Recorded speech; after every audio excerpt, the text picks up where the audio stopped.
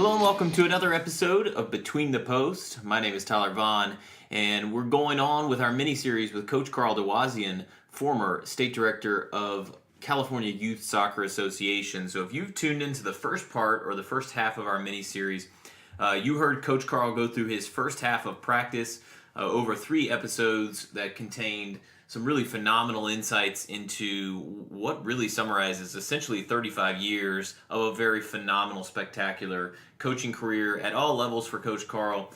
And also one of the things we touched on, and it's important to kind of lead off the second half with and remind everyone that's listening, whether you're new or coming back to us from the past couple of episodes, is again, this isn't Coach Karl's theory, and he's very clear with that. These 9 steps. This is a 9-step routine that through coaching seminars, coaching ed sessions with other coaches in California at so many various levels. It was essentially a round table, and at that round table, all of these coaches sat down and they basically developed this 9-step routine that became the foundation for coaching education in California Youth Soccer Association. So again, it is important that we never want to put just one perspective out there necessarily. We're hoping to put a perspective that has been vetted and validated through coaches exactly like you and I, and that's something that Coach Karl really feels very, very strongly about. So again, if you're coming off of the first 3 phenomenal episodes and continuing on, we're so happy to have you. We'll touch on really quickly through the first half of practice. If you're just jumping into the podcast here with Between the Post, absolutely fine. It's going to make sense to you, but then again, I also would encourage you, when you have some time, to go back through and listen to the first 3 episodes so that you can hear the first half of practice where Coach Karl goes through basically his first 4 steps leading up to what we call the halftime routine. And so we covered on the past 3 episodes, we got into the 5 R's of defending, 5 R's of attacking. We looked at dividing the field in thirds. Obviously, I know that's not something new to everyone, but Coach Karl did have a pretty interesting and creative way of doing that, so that we're talking players are very visual, and obviously different levels of players. We need to put things in a context that players understand, and he color-coded them into the green, the yellow, and the red thirds, and I think that's a really unique perspective, and that's some of the things that Coach Karl has done on every single episode, and with all the good stuff that he's involved here, or rather kind of integrated into all these conversations we've had. I think that just putting it in bite-sized chunks for players at all levels is really one of the most impressive things about these conversations that we're having in the 9-step routine that he's covering off on. So we started with step number 1, which is beginning the practice, looking at the demo of what the practice might be, the theme as well, explaining that theme. That's critical. And then we went on to warm up. He mentions his figure 8 stretching. That's something that I would encourage you to go back through and listen to if you have the time. Then we go on to step number 3, which is the 1+1, the cooperative game.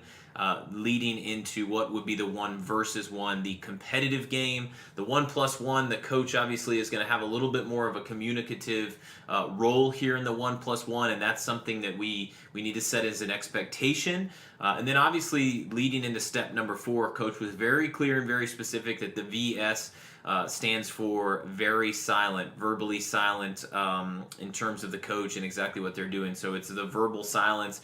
A coach being very silent in terms of not having a lot of input here and allowing the players through this competitive game to really learn, struggle, succeed, fail, whatever it might be. So we're going to pick up and we're heading into the halftime routine where Coach Karl is going to head to the second half of practice. We're going to have about 2 episodes, I believe it'll end up being, through the second half. Maybe a little bit will spill over into 3, but I think we're going to have basically 2 episodes. So episodes 11 and 12 of Between the Posts are going to be Coach Karl's second half of practice, where we're going to tackle after the halftime routine, which is step 5. Step 6 is the small-sided game or games that are a cooperative, competitive, similar to the 1+1, 1 versus 1, but in the small-sided game. Step number 7, which is the scrimmage, it follows the same method of cooperative and competitive. So again, there's going to be some similarities, and that's one of the things Coach Karl does so beautifully, which is he ties in a lot of the same terminology and the similarities from the first half to the second half. That makes planning sessions really phenomenal from a coaching standpoint, but also from the ability for players to understand when we are stacking themes and terms on top of each other, so that players can see themes within a training session, building blocks that are leading up to a final game or whatever it might be, the scrimmage, let's say. I think those are really phenomenal opportunities for us to put things in a very clear picture for our players that we're working with at all levels. So step 7 is the scrimmage, the cooperative, competitive type scenario that Coach Karl dives into. Step number 8 is the cool down. So this is a physical cool down versus number 9, which is basically the end of practice. But you're reviewing, you're making sure you're complimenting players, which is something I know Coach is very, very passionate about and will touch on as he gets into the final stages or the final steps of his practice here in the 9-step routine. So we're going to dive right back in where Coach picks up with a halftime routine, and he's diving right into to step 5, step 6, and onward. And again, if you have any questions about this, or if you're looking for more information on the 9 steps, we really encourage you to head over to fundamentalsoccer.com, where you could even buy the actual hard copy or the paperback copy of Fundamental Soccer, the 9 Steps to Practice. I'm a current owner of this particular book, as well as Coach Karl's Fundamental Soccer Goalkeeping book. There are a lot of brilliant resources on his website. He's doing blogs every single week. I'm subscribed to him, and I'm telling you, it's not noise. It's phenomenal content. It's what we seek here on Between the Posts, this platform, to deliver to you as well. Is content that's not going to bore you. It's not going to make you hit the pause button, hit the stop, and go and move on. We're hoping that we're providing really, really high-level content that either at a coach at the professional level all the way down to the youth level in some form or fashion, you can take what we're doing here and you can plug it into your training sessions and you can help players, because that's what this platform is all about. It's player development. That's why we've loved having Coach Karl on. And for those of you that have listened, you have heard hopefully this theme all along throughout every episode we've done. We have to think about what are we doing for our kids and our players out there, and what are we doing for the game of soccer, especially in the United States, but also for the next generations to come. And we hope that this is the second half here is absolutely, we know it's as inspiring, but we hope it's been as inspiring for you as you have listened to me stumble through, and really Coach Karl has put me in a position of sometimes just not knowing the right answer, which I think is vital to the real nature of this particular podcast, where we know we're not experts, but we're going to bring in experts, and we're going to bring in people who have perspectives that are absolutely phenomenal and relevant in today's game. So we'll dive right into another episode of Between the Post with Coach Karl Dewazien, former state director for California Youth Soccer Association.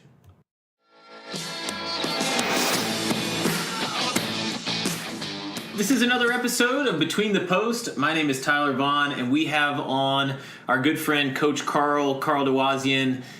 He is a part of this really phenomenal mini-series that we've got going on, all based around the 9 steps to practice, and to briefly touch on that before we get too far into it today. The 9 steps of practice comes to us, and Karl and I know we were talking about this leading up to the first half, kind of our part 1 series, and then now part 2. These 9 steps are, Coach Karl was clear. They were not his opinion, and I know what that means in terms of, for those of us who we you know, Karl, you come from just having a lot of experience out there on the field and seeing so many coaches doing things phenomenally, maybe not so phenomenally, but all opportunities to learn. So these 9 steps I know come from years of working with others and observing others and really putting a lot of great minds together to formulate these 9 steps. Before we get too into it, we'll recap actually on the first half of practice, some of the different principles that Coach Karl introduced to us that I was left kind of with my jaw dropped and just absolutely in awe of the knowledge and expertise that he's offering up to us. And I know anyone else out there listening, obviously, you're doing the same. But I wanted to give Coach Karl another opportunity to kind of introduce himself. We are grateful to have him on the show last week over what will end up probably being 5 to 6 different episodes. And we are so grateful to have him back on. So, Coach Karl, thank you so much for being with me today and talking with us and being a part of this. I know that I collectively speak from our team to you that we are absolutely in awe of the knowledge that you're bringing to this podcast, and you are summing up what this is all about for us, which is providing a platform, providing a microphone, so to speak, and allowing us to hand it off to people like you who I mean, you know more than I know. So, and I'm not too I'm not too modest to say that. So it's been an absolute thrill for me to have you back on. Well, Tyler, I am grateful for you allowing me to give my opinions on these things, but I do want people to realize that just because I've been in the sport for 35 years doesn't necessarily mean that I'm an expert at it. I think that people need to realize what my background is so that they understand why my motto is that the outcome of our children is infinitely more important than the outcome of any game that they'll ever play. And the reason for that, me focusing on the kids that much and not so much the game, is because my mother was in 3 Nazi concentration camps. My dad was in 2 Nazi concentration camps. They met as war prisoners in Germany.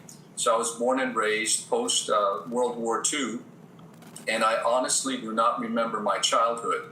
And the reason that I bring that up is because I was not reintroduced to soccer until I was 18 years old. And I was recruited from Kalinga Junior College into Fresno Pacific University. We had about 700 students there. Most of them were girls. Some of them were from overseas. But most of the kids that played soccer on the team were not ex-soccer players from anywhere, including myself. And the reason that I became, I thought, fairly good at the game is... well, actually, I need to go back. The way that I got the scholarship to go into Pacific College is one of my friends was the fastest Caucasian in the world at that time, and he was running track for the school. He went to the athletic director and told him if he did not give me a scholarship that he would not run track anymore. So it was a blackmail situation. The end result was I did the interview with the athletic director, and he said, how about basketball? And I was a little bit too short for that, even though we had players on the team like Ron Adams, who's now the assistant coach for the Golden State Warriors. So he said, how about track? And I hated to run, and there weren't any other sports. And he actually mentioned a word that I'd never heard before, and that was the word called soccer. So he said, well, let's give it a try. He gave me a ball. He gave me a book. The book was written by the head coach of Navy at that time. So I took it home and read the book. The first chapter was about juggling. And most of the people that are listening, I'm sure they know what juggling is all about. Well, I didn't know how to juggle at the time. So being a person that likes to set goals and try and reach them, the end result was I would take the ball in my bedroom, and I would not leave the bedroom until I juggled one more juggle than the day before. My mother obviously got very upset because I was knocking all kinds of pictures off the walls, and very seldom did I get more than 4 or 5 juggles in. The end result was she told me to go and do it, someplace where it's much safer. My father owned a turkey ranch, and so I went and took the ball out to the turkey ranch. The second day out, all of a sudden, the ball never dropped. I mean, from 4, it went up into the hundreds. And when the ball did drop, I yelled out, yes, I finally did it. I'm a soccer player. And 75,000 turkeys gobbled back at me. And I figured, you know what, with this kind of an audience, I know I'm going to be a success. Needless to say, after about 2 years playing at the university, the game seemed to come back to me, and my 3rd year, I was an NAIA All-American. And my 4th year, I became the head coach of the team, so I was a player coach after 4 years of playing soccer. But I think the reason that I'm possibly a better instructor than most people is because I actually had to relearn the game, which I probably played as a child, but I don't remember. But I had to relearn the game at an age where most of us think that players should have all of their basic skills and technique and tactics down. So my having to relearn it at an older age gives me an opportunity to go back and sort of learn from my own experiences as to what's good for the players. I think that's a phenomenal perspective, and I love that the intro that you offered this time around is something new for those that are listening in, whether they've continued on, which is obviously our goal, or whether they're new. I think that's a phenomenal. That was something that you and I talked to leading up, and it's something that for sure shapes what you're doing and why you're doing it. And I think that all of the expertise and all the knowledge that you're about to unload on me here. I think that the thing that grounds you and that you and I have come to such a great agreement on is the fact that if we're not doing it for the kids and we're not doing it to try to, do so many more things than just teach the game, I think we have to look a little bit bigger and broader than that. So I'm so grateful you gave that perspective, and your story is your story to tell. So I'm glad that those listening in were able to hear that, because I know it's definitely shaped the kind of coach and probably person that you are today. I tell you what, coming off of the last time we were on here, it gave me such an enthusiasm and energy to get out there and coach. And for those that are listening in, I think that if you hang with us through this second part of the mini series, I think it's going to give you that enthusiasm coming off of Coach Karl, his story and his background. And I know, Coach, you're a very humble young man, but I do want to make sure that we don't gloss over the fact that expertise and that the journey that you've taken and where you are today, 100% as a result of all your hard work and obviously the true knowledge and skill that you bring, coming off of 35 years, is that right, or 36 as the state director for California? Yeah, actually, it was 34 and a half years. They micromanaged me out of the position after 34 and a half years of serving the children. Gotcha. That's so I was close on. So yeah, coming off of the 34 years is, and I thought about this after the last time you and I spoke, actually, and I was talking about 34 years of being the state director for California Youth Soccer Association. You touched on it, and I heard it again as I was listening back through the first episode of the first part of the mini series, and I was thinking, I think you touched on the fact of, I don't know the exact number, but hundreds of thousands of players, coaches, parents, fans that you were able to really have a true impact on. And I think that leading off this today's discussion around the second part of the 9 steps, I think that it's prudent to lead off with the fact that we as coaches forget that we're having impacts on so many players, and you put it so much more eloquently than I can, and so I will defer to you in the fact that if you impact one coach and that trickle down impact. So what is that again? I want to touch on that and kind of have that spur the conversation, since we always want to come back to that particular point. Well, Tyler, quite often I did coaching sessions. We did from F courses. Actually, we went from pre-F courses, which was 3 hours long, to the D course, which was a live-in our case here in California. And the live-in started on a Wednesday and ended up on a Sunday as a live-in on campus. All of that's changed, obviously, because the federation's now taken over the licensing scheme. But I found that when I was going into smaller communities, most of the people came to me and they would apologize for the fact that only 3 or 4 or 5 people came in. The reason that I say they apologize is because most of the courses that we taught at, we would have anywhere from 30 to 75 coaches attending. And as I try to tell the people in the smaller communities, if I could just reach one coach who can reach 18 players, those 18 players will eventually reach another 18, and it's a snowball effect. So it's not a matter of how many numbers you have in attendance, but it's the number that you reach. And hopefully those people will go out and reach more and make sure that the kids do have an environment that's conducive to them. And hopefully we don't have children continuously quitting the sport like we are right now. I know the statistics are a very sad one, because between the ages of 10 through 14, 75% of our children quit the sport, and unfortunately it's not just soccer, but it's across the board.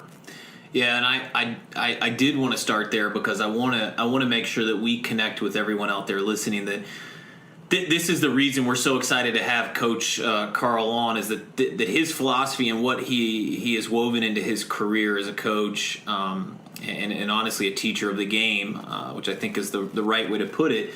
But that's what we want to do here too. So those of you listening, it's really incredibly important that together he and I set this off on the right foot, that that if you're listening to Between the Posts for the first time, or you've just luckily been one of millions, Coach, I'm telling you, millions. I see all the numbers, but no, in all seriousness, if you're the one person listening and you think, I'm struggling with this, or last season I couldn't quite figure this out. We might not address every single issue that you have encountered as a coach, you've struggled with, that you're currently struggling with, or maybe you don't know that it'll happen next season. That's just the way the game goes. But we hope in some form or fashion, and I know very, very clearly on this episode, I know for a fact we're going to solve somebody's problems, but that's what it's about.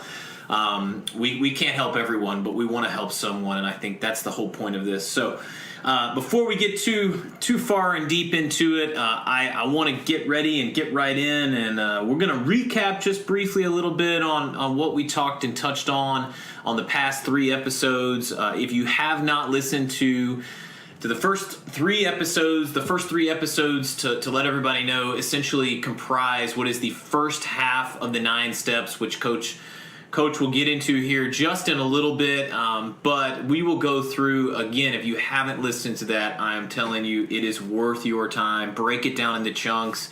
I was left after that feeling like I had been through a coaching course, and if I knew somebody at U.S. Soccer or anywhere more important, I'm telling you, I think the FA could come over here and turn this episode into a coaching course. It is that rich with content.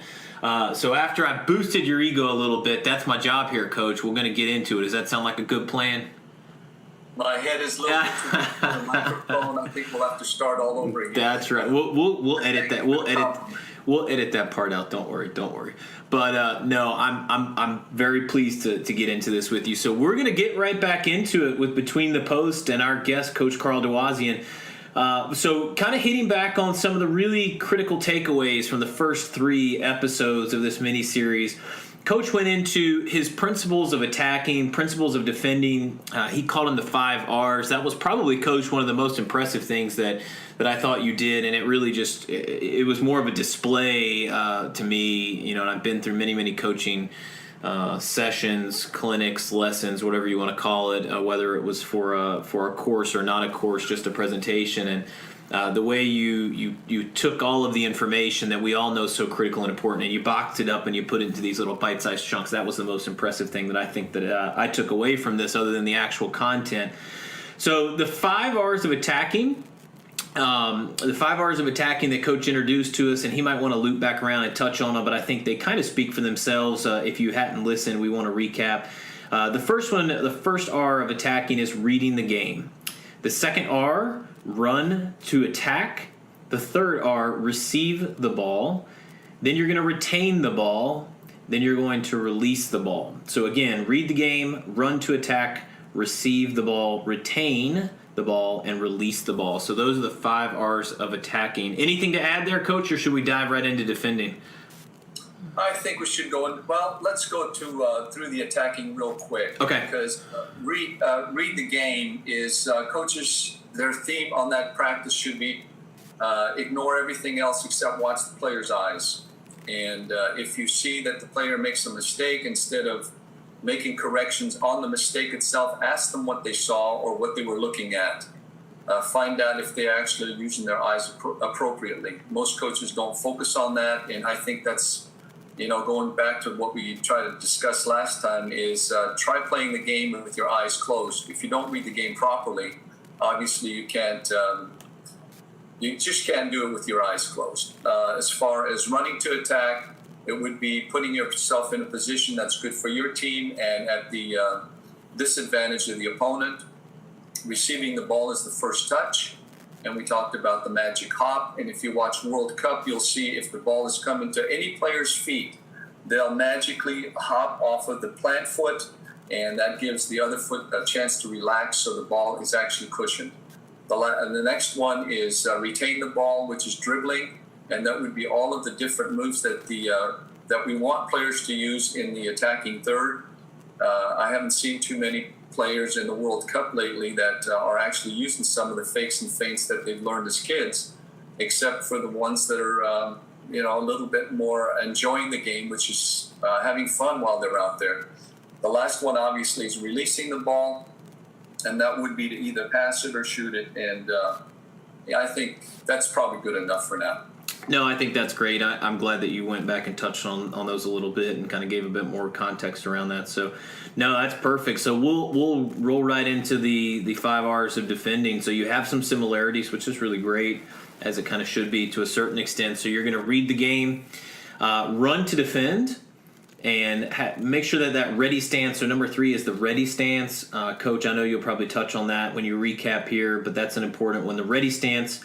Number 4, rejecting the advancement, so essentially rejecting the attack. And then number 5, regaining possession, so obviously regaining possession of the ball. Do you want to go back through that and just kind of do the little touch points on those?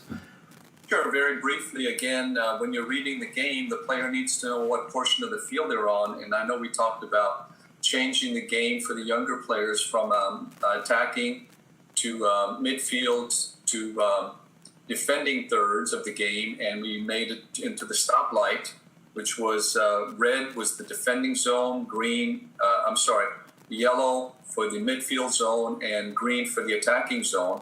And players need to read the game because in each one of those portions, the defending part is a little bit different. In the red zone, obviously, we want to stop being overly aggressive. We want to stop the opponent from shooting on goal. Midfield zone, which is the caution area, is we cautiously want to go for the ball. We cautiously want to take the ball away. And in the green zone or the attacking zone, we want to go, which means aggressively go for defending the ball. Because usually in youth soccer or maybe even at World Cup, I've noticed that some of the back players don't have the skills. And if you put enough pressure on them, regain possession of the ball, you get a chance on goal with a one-on-one with the goalkeeper. So again, reading the game is extremely important. Run to defend, and if you watch World Cup, you'll see that all of the players are running properly, which is they block the goal first and then they pressure the ball. So running to defend means that you have to block the area where the opponent's going to score and not start running at the ball, because by the time you get to the ball, it's going to be in another position and you're out of position. So block the goal first. Ready stance, watch the players. It's amazing to see how a defender will force the players either out toward the touchline or force them in toward other opposing players. Not opposing players, but to their teammates, so that we get a 2-on-1 situation. So the ready stance gives an indication what the intentions are of the player that's closest to the ball or pressuring the ball. And it gives the covering player, the one behind, two things to do. One, to verbally let the player know that he's there and we're forcing the play in a certain direction, and also the moment that they should either attack the ball or continue to delay. Then after you get into the ready stance, you have to reject advancement, which means, and you'll see this again, making attempts at the ball, which forces the attacker or the dribbler to put their face down and not be able to read the game so that they can't see players that they can pass the ball to. The final one, obviously, is regain possession, and that would be to tackle the ball. And hopefully that we do a better job of tackling besides the slide tackle, which puts the player out of position. And I've seen a little bit too often, especially at midfield, where players go down, and the next thing is that they stay down because they injured themselves. I just don't understand why they use the slide tackle at midfield.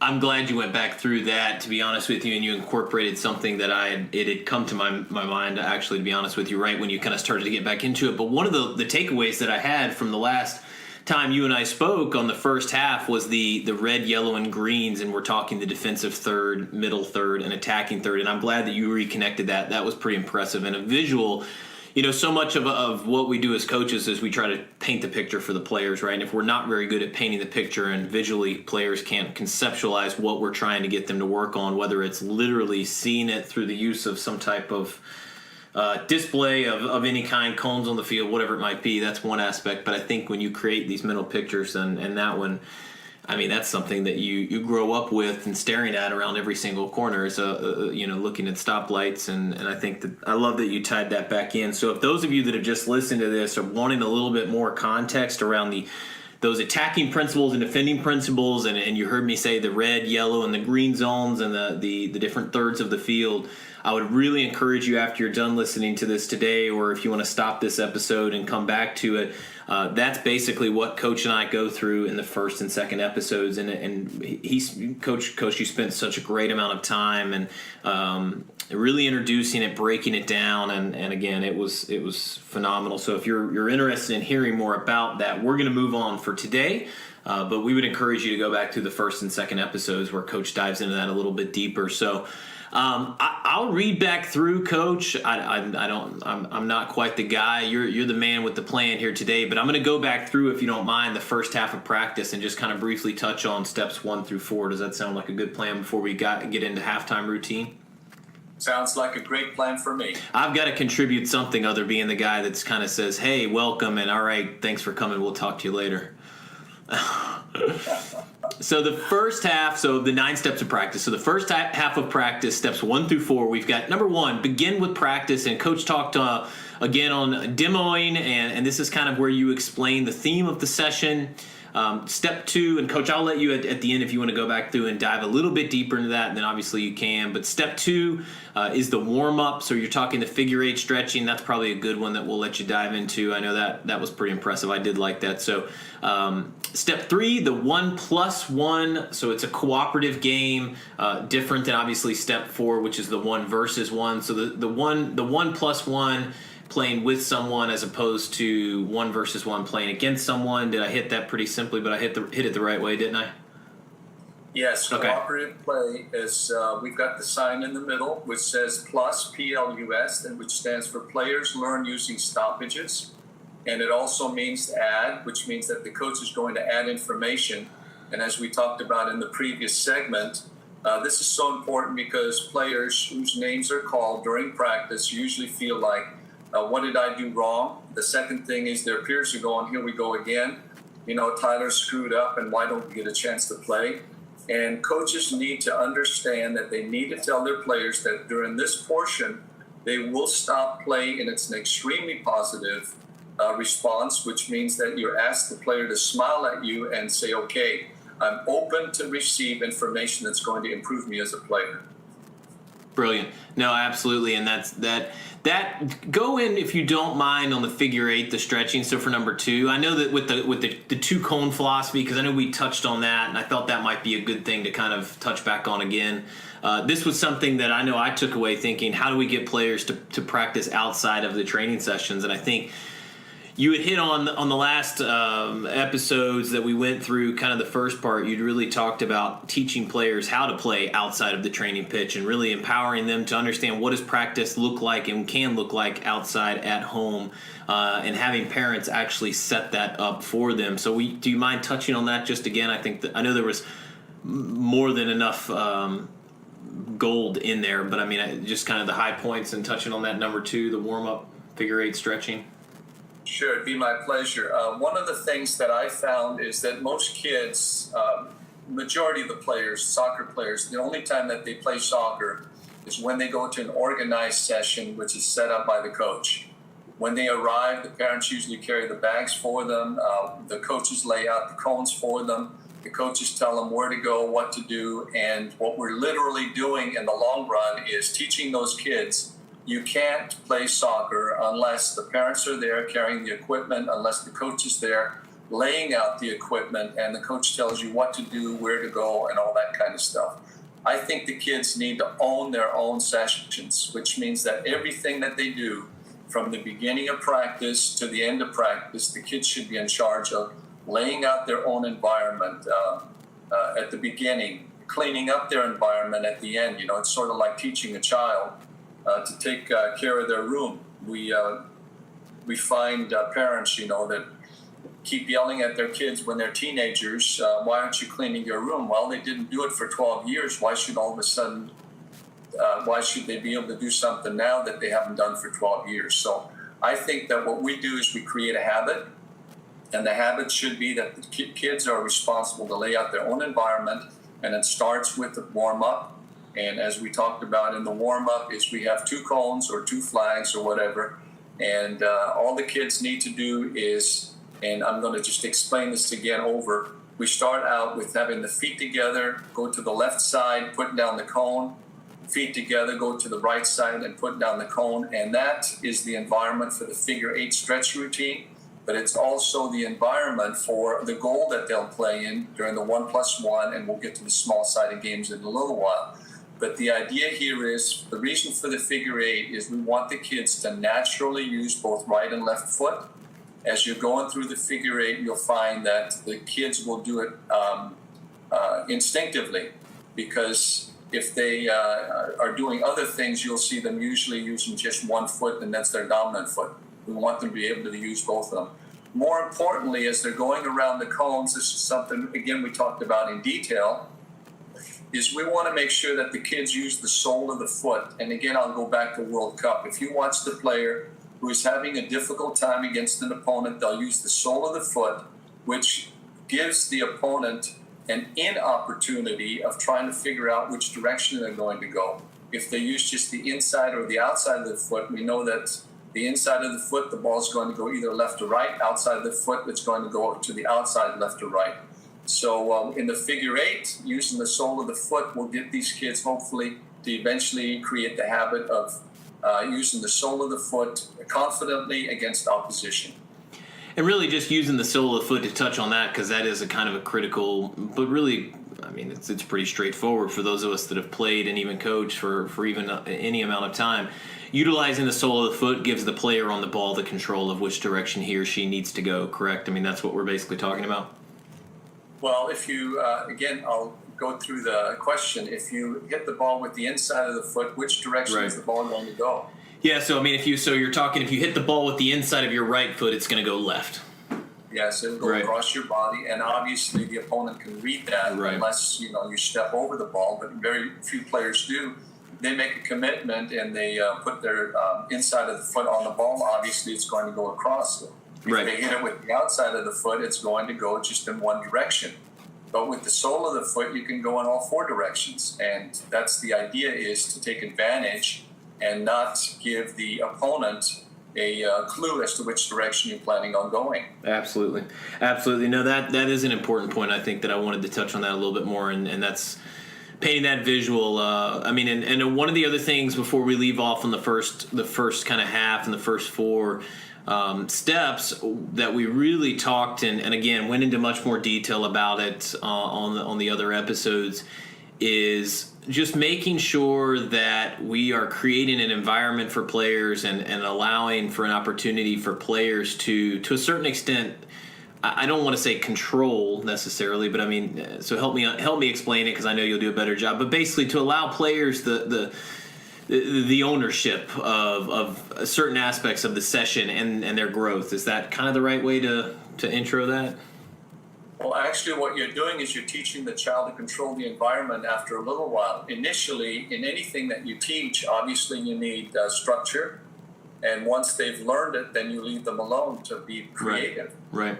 Yeah, that creativity is such a great and powerful word. I mean, it might be overused in some conversations, but I think in everything that we've talked through, creativity and really empowering players to be creative is definitely something that came to the forefront of a lot of the different aspects that we were kind of discussing. So now that we've left off on the first half of practice and recapping the 4 steps, do you want to take us into step 5, which is the halftime routine, and just kind of what it is? Yeah, I'd like to go back to the 1 versus 1. Yeah.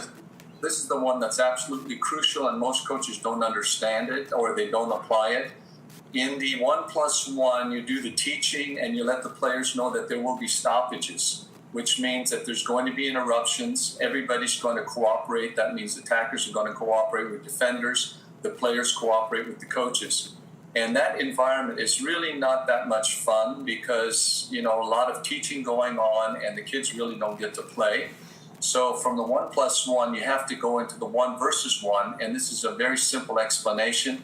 The VS, I know everybody understands, is that it's competition. Well, during competition, the coach should be verbally silent. So the V and the S during practice also means as the players are playing, make sure that you're verbally silent. You take notes either in writing or mentally as to what things you're going to, in this case, adjust at halftime, or in the game what you're going to adjust in the second half. one of the things that you're kind of touching on that I think is critical as we especially lead into the second half here and talking about it is when you talk about, you had said something to me again. I won't quite nail the what exactly how you phrased it, but I'll get pretty close, which is if the coach is the one working the hardest at the training session and the players aren't, then that's not quite the way the picture should be. If the coach is the one talking the most at the training session, that's not quite the way it should be. So I know you put it together a lot more beautiful than that, but you've also such an awesome I was looking at your website the other day and leading up to it, and it just was such a phenomenal way of introducing Newton's law of inertia, which it says you've got on here, a player at rest will tend to remain at rest. A player in motion will tend to remain in motion. And that hits on what the coach is doing. And I think that I love how you introduced the VS and the verbally silent. I think that's such a critical thing that it is overlooked. It is misunderstood, and it depends. I don't even think, to be honest with you, from the last 10 plus years of coaching, that I don't know that you could say it's just volunteers versus career coaches that are having an issue keeping their mouth shut on the sidelines. I mean, there are emotions in soccer, and it's an emotional game, and everybody at some point potentially wants to win as opposed to lose, but I think that this is something we all struggle with, right? And it's not just the volunteers that are having a hard time talking and feel like we should be instructing constantly, but we have to remember that anytime we're doing more of that and less of the players doing that, I mean, we're really putting a roadblock in what is the natural progression of players learning, probably through finding challenges and or failing. And I guess that's just part of the game and something that we both have agreed on. So I love that, and frankly, it's for anyone listening, myself included. It's I'm sure I think I'm the best coach that ever landed on the planet, but I'm also a realistic person, and I know that we all have weaknesses. So for me, that was an area of take a step back and think about it, because just because you're loud, and I've coached on a lot of teams, Coach, you've probably seen this and been a part of it too, and I've coached on a lot of teams where parents. It's probably not the U.S., but we'll just go ahead and throw it out there. But I think that a lot of parents in the U.S., they're so used to so many other sports of there's so much chatter on the sidelines, baseball, basketball. It's almost encouraged to scream constantly and to have the fans get completely involved. But I think once that starts to bleed over into what the coaches are doing, and in soccer in particular, but in other sports, if we're constantly getting in that mindset of we're screaming, we're creating a really distraction. And we're also preventing players from having that thought process. And if we're not allowing players to have the thought process, we're really in some form or fashion preventing them from growing, or at least making their growth a lot harder to achieve.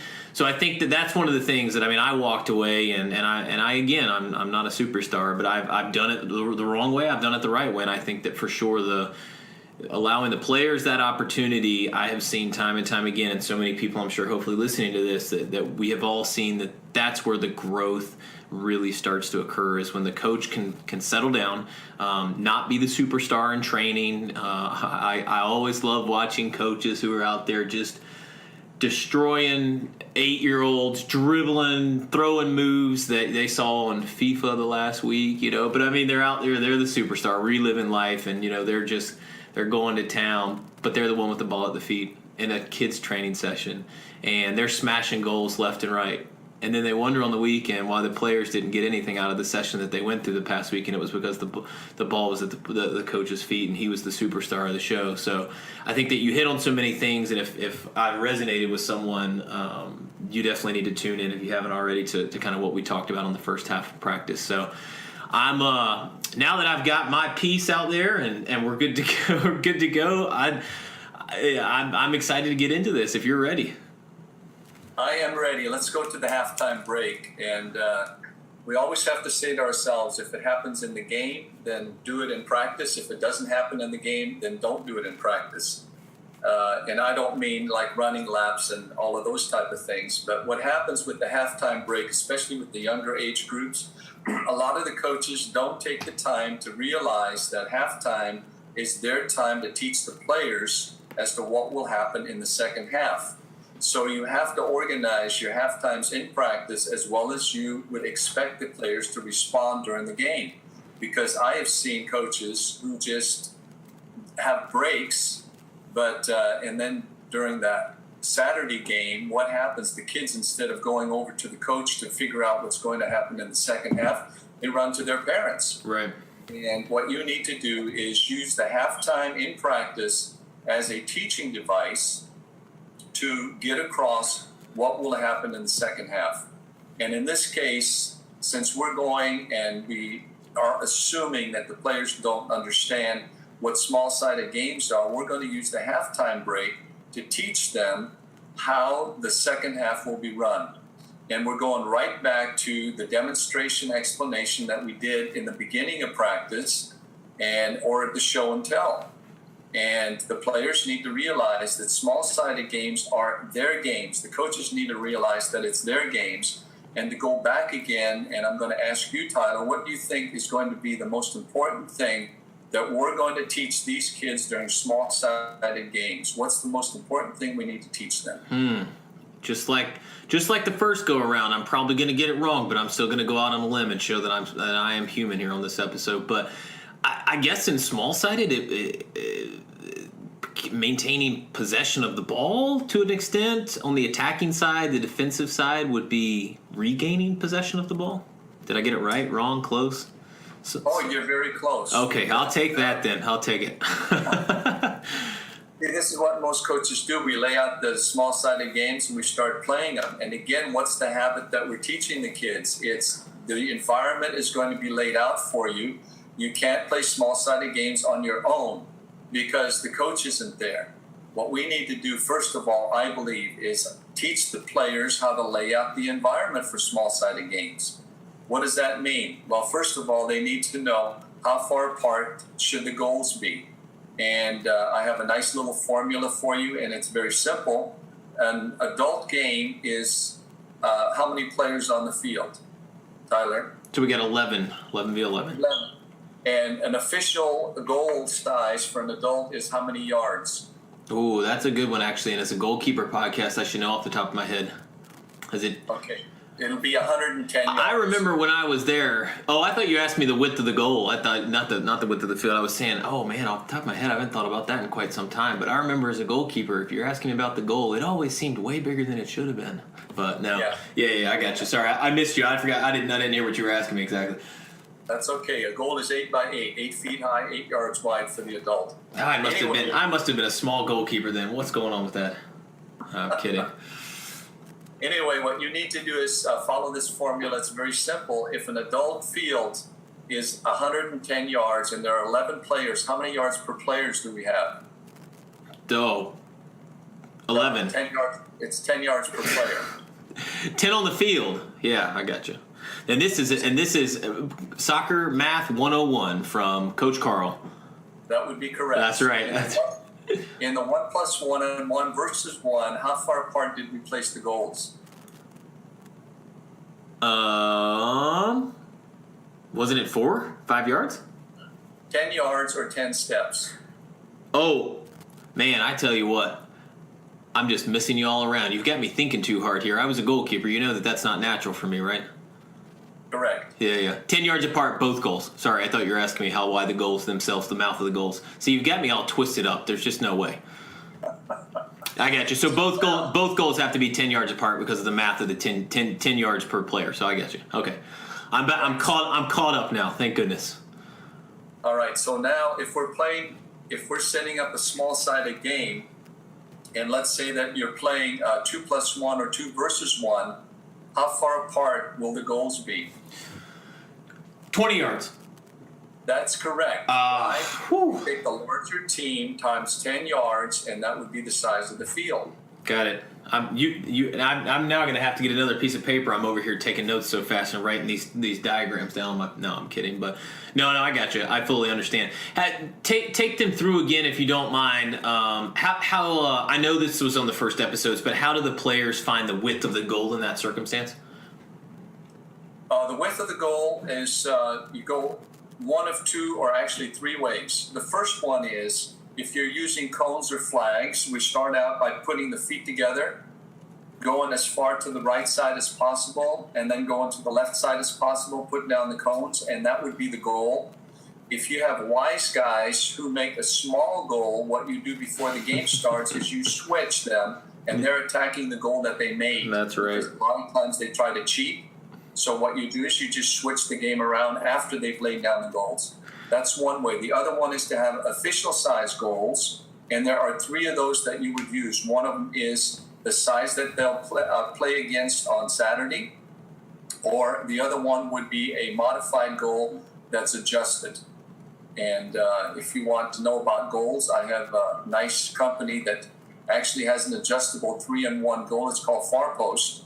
And they have 3 sizes in one goal, and just to click away, all you do is just click it. But anyway, if you want to check that out, 3wsfarpost.com is a good place to get those type of goals.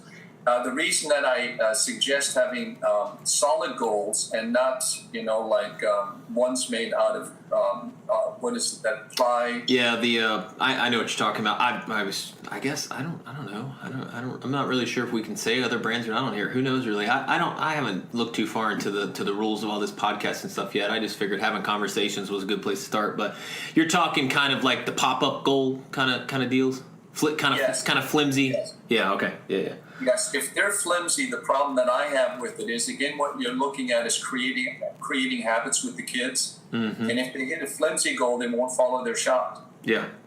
Where if you have a solid goal, something where the ball is going to ricochet, they know that they'll have a second chance, so they'll follow their shot naturally.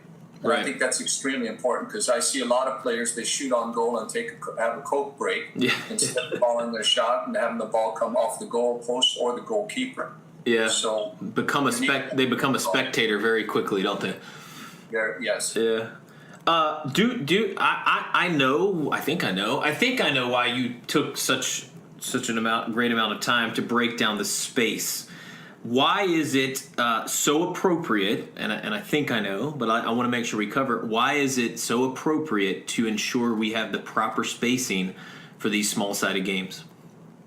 Well, the end result is always you want success in the players playing the game.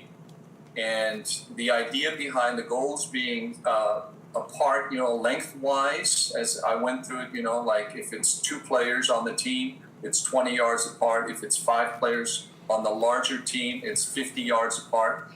But the width of the field is what's the coach has to adjust. Mm-hmm. If he's working with a weaker team and he wants the attack to succeed, he makes a wider field, which makes it more difficult for the defensive team to handle the ball.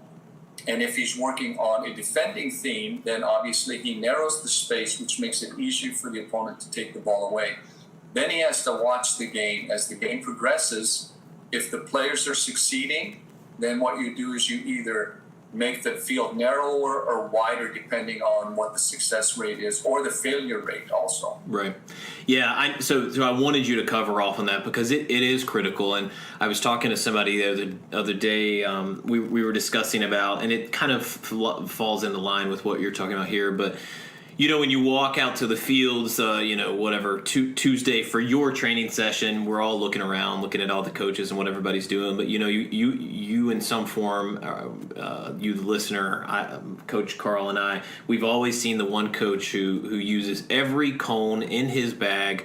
There are 300 cones on the field, all colors of the rainbow. I mean, it just looks like a war zone out there. And we've talked, and you've hit on it so many different times, is that practice must look like the game. And anytime we're not creating a real training environment, whether it's for a small-sided game, a scrimmage, or anything in between, we have to remember at the end of the day we're looking at players, and players have to be able to associate these things. We're not making their lives any easier by putting 300 cones out there. We're probably in some form creating less of a real environment. So I wanted you to touch on that, and then obviously as you do with everything and have done with everything else, that there is such a critical reason for that, and you explain it so well. So no, I appreciate you going into that a little bit. My pleasure. So cooperative and competitive in the small-sided games. Can you help me understand kind of what's going on there? I mean, I know you've touched on it a little bit, but I'm sure you're going to get into it a little bit further. The first thing that you have to do before we go cooperative and competitive is you need to figure out what is it that you're going to focus on. What is your theme going to be? So in other words, you have to ask yourself, is my theme going to be an attacking theme, If it is, then you need to figure out what the environment is going to be. Again, the space, is it going to be wider? Is it going to be narrower? If it's defending, is it going to be wider? Is it going to be narrower? And the bottom line here is there are two types of games that you are going to play. One of them is with the teams being equal. So you might play a game of 2 plus 2, 2 versus 2, 3, 3, 4, 4, 5, 5. Those are called even-sided games. Or you might play with uneven-sided, which is you may have 2 players versus 1. You may have 3 players versus 2.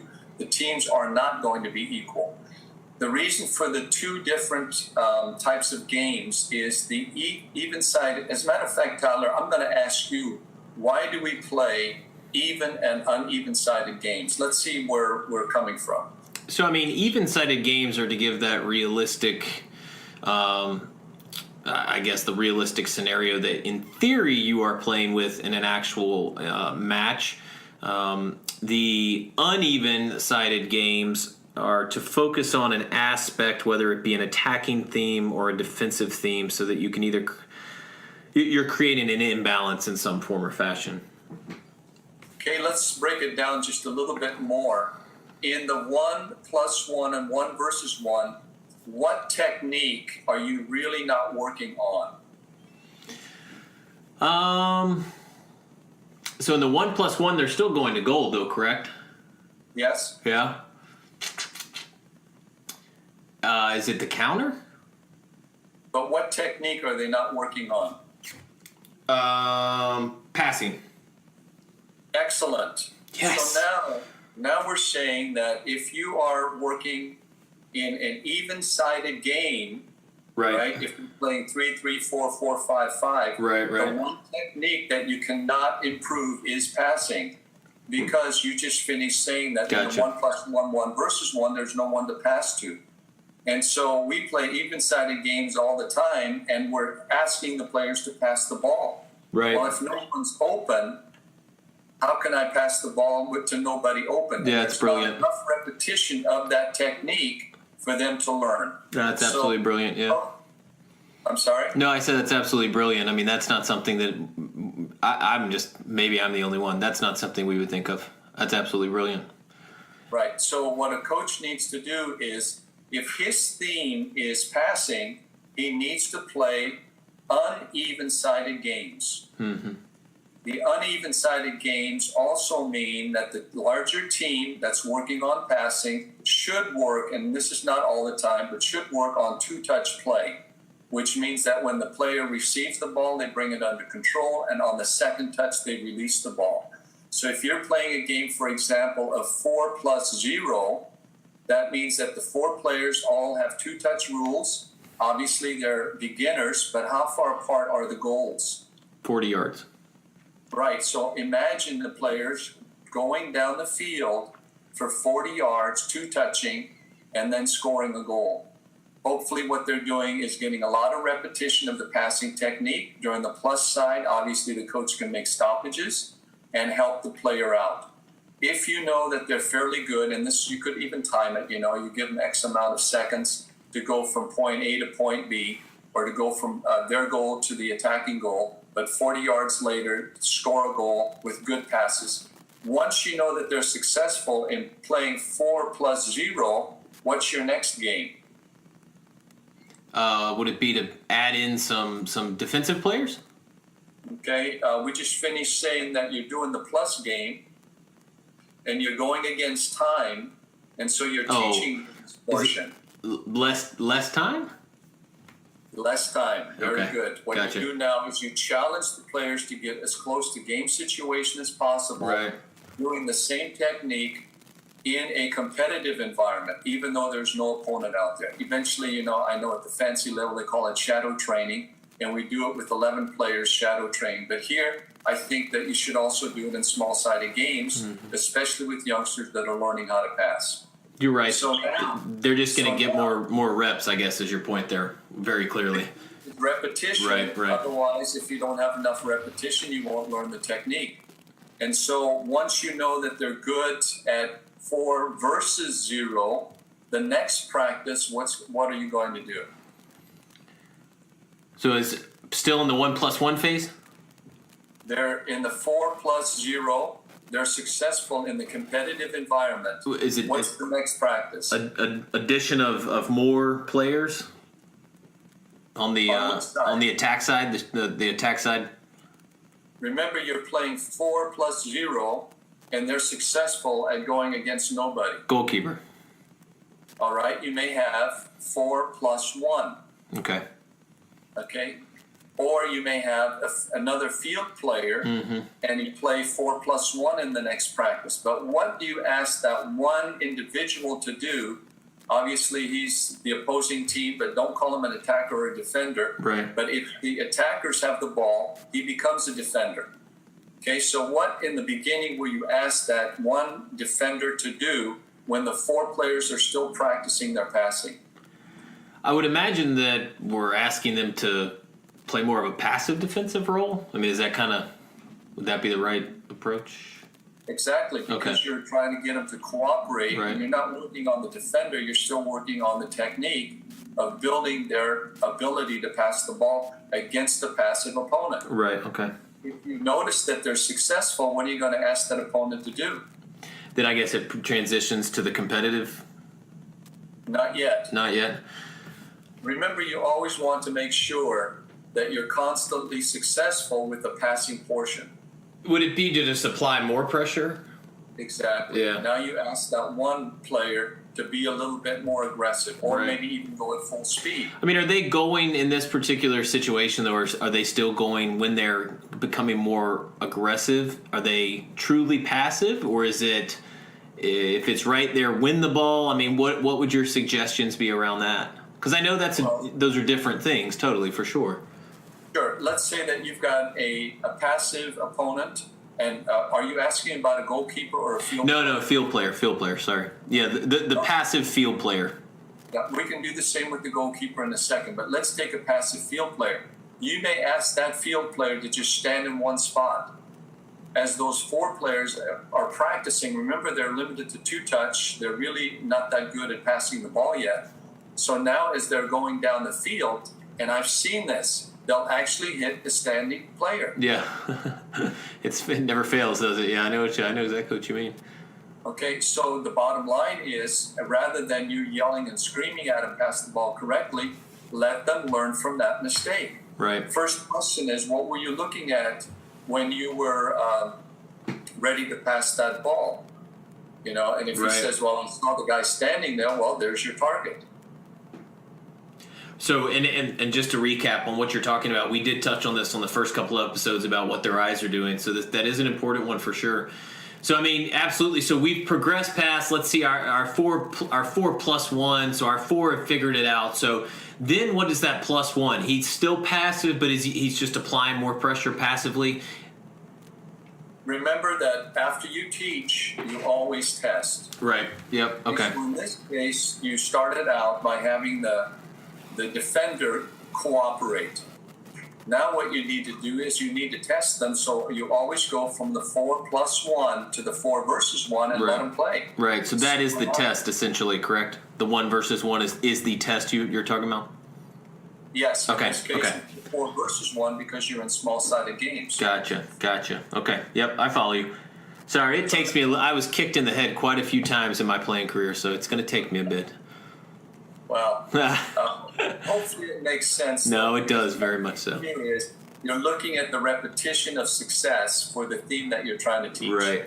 Well, you touched on I'm glad you touched on it because I thought about it and then we started talking about something else, but you did talk so much of the spacing on the field that you mentioned in the small sided and really anything else throughout all of these is we have to first know our theme. So I'm glad you did touch on that because that's critical. If you don't know your theme and you don't know what you're trying to get out of it, it's kind of think about, keep the end result in mind here when you're starting things out. So begin with the end in mind, rather. So I think that is knowing the theme helps you create the environment, and the environment hopefully helps the growth. Exactly. So now we've gone through the 4+1 to the 4 versus 1. Let's go to, do you understand what I'm trying to explain as far as the uneven-sided games concerned? The theme is passing, and what you do is, well, let me ask you the next question. Let's say that the players are successful at playing against the 4 versus 1, what's going to happen in your next practice? I would have to imagine you're adding players to one or both sides of the ball. Would it be just adding the oppositional player? So maybe a four position, yeah. Because you're working on 4 players who are trying to pass the ball. Right. Okay. So four versus 2 maybe. Exactly. Okay. Well, you start out with 4 plus 2. Oh yes, that's right. Prior to progressing to the test portion. Yep. Exactly. Mm-hmm. Exactly. And once you get into that phase, let's say that your player's at a high level and you're at the 4 plus 3, and you're trying to work on certain things. In the 4 plus 3 game, you need to make sure, first of all, the goals are 40 yards apart. But when you're going in the versus game, which means it's a game, make sure that the opponent may get goal points for defensive things, such as make your team a proper stance or tackling the ball. Right. But also make sure that the opponent gets a chance to score. So again, you have to attack and defend goals in all small-sided games. It should never be where they just go in one direction, and after they lose the ball, they just rest. Right. Yeah, no, I follow you. And you'd ask me about the uneven numbers. No, I think that back to the when you're playing an even-sided game, I don't know. I guess that just happens, right? I mean, you don't think about how can you ask players to pass when there's an even number of players. Yes, I mean, no, I completely understand. I think that you put it perfectly, and it's not probably something we get so caught up. I guess maybe I'm coming from the perspective of the coach, who we get so caught up in planning and thinking through things on a higher level than we need to. And you and I joked about this on the last couple episodes of just keeping things simple. And I think we get so overwhelmed with the millions of games we could play or themes we could integrate into our sessions, and I think we just realize, you're hitting on so many things that are so simple that any single coach at any single level can plug into the next week's training session, for example, and it's not requiring a whole lot of additional work on our part as coaches. It's probably just requiring a bit of a different perspective and a different thought process, which is what this is all about. That's what I'm trying to get people to do, is think what's happening in the game and how do we get the players to perform in the next game just a little bit better than they did in the previous one. Right.